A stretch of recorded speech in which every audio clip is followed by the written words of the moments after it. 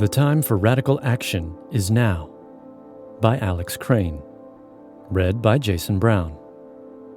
Today's verse comes from Romans 8:13. If by the Spirit you put to death the deeds of the body, you will live. Aron Ralston's grisly experience during a climbing expedition illustrates a spiritual truth that makes me wince. If you aren't familiar with the story, take a look at his book, Between a Rock and a Hard Place, copyright 2004 Simon & Schuster, which is a detailed tell-all of his ordeal that occurred in late April 2003. The experienced 27-year-old outdoorsman jumped into his truck that spring morning, bringing just enough food and water for the day. He took off by himself, driving 150 miles south of Salt Lake City to his favorite spot, a remote canyon area that used to be the hideout for Wild West outlaws, Butch Cassidy and the Sundance Kid. By afternoon, he was suspended 75 feet off the canyon floor, climbing in a crevice that was just a few feet wide.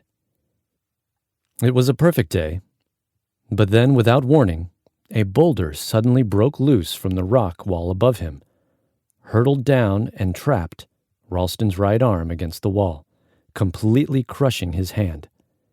At that instant, Aron's hand, one of his greatest assets, had now become his greatest liability. 5 whole days passed as he tried various ways to free himself, all to no avail. His efforts to chip away at the boulder with a pocket knife only made a small dent. Rigging up a pulley system to move the boulder proved fruitless. Finally, a moment of decisive clarity came. The thoughts came fast and furious. He could break his forearm, cut through the muscle with his dirty pocket knife, detach his arm, and use a piece of rope as a tourniquet. Aron explains that he was driven by some sort of autopilot as he went about the gruesome task of amputating his own right arm just below the elbow.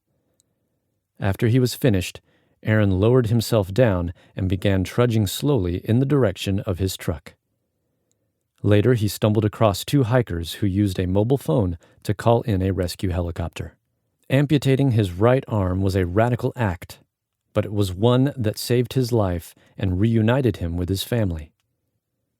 God calls us to deal with sin in our life in a way that is surprisingly similar.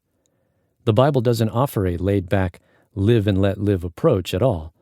It's so radical that we don't really like hearing about it or talking about it. Recall what Jesus said in Matthew 5:30.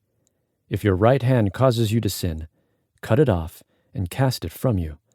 For it is more profitable for you than one of your members perish, than for your whole body to be cast into hell. While Jesus was not literally talking about physical amputation, he was saying that sin's deadly effects call for extreme measures. Even though it hurts, we must rid sin from our lives.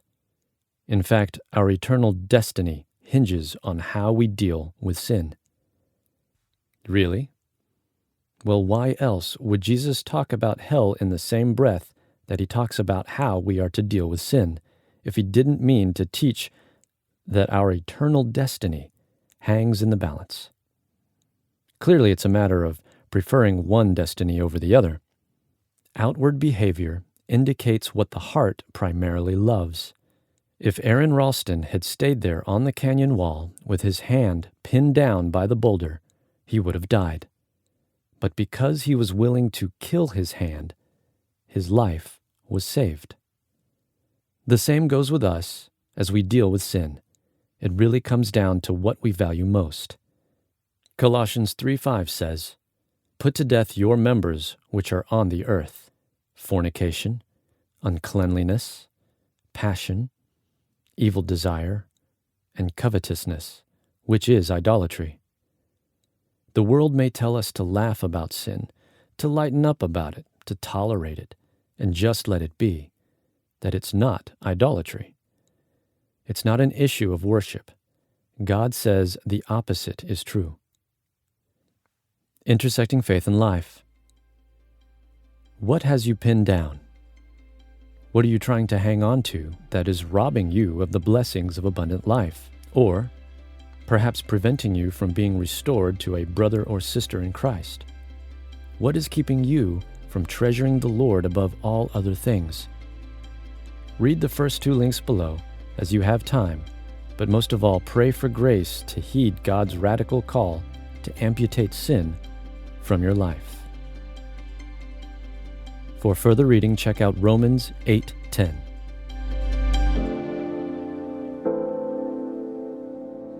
Hey listeners, thanks for joining us for the Crosswalk.com devotional podcast. To get all of our episodes straight to your phone during the week, subscribe to this podcast on iTunes or wherever you listen to podcasts. To find more devotional content like this, head over to Crosswalk.com.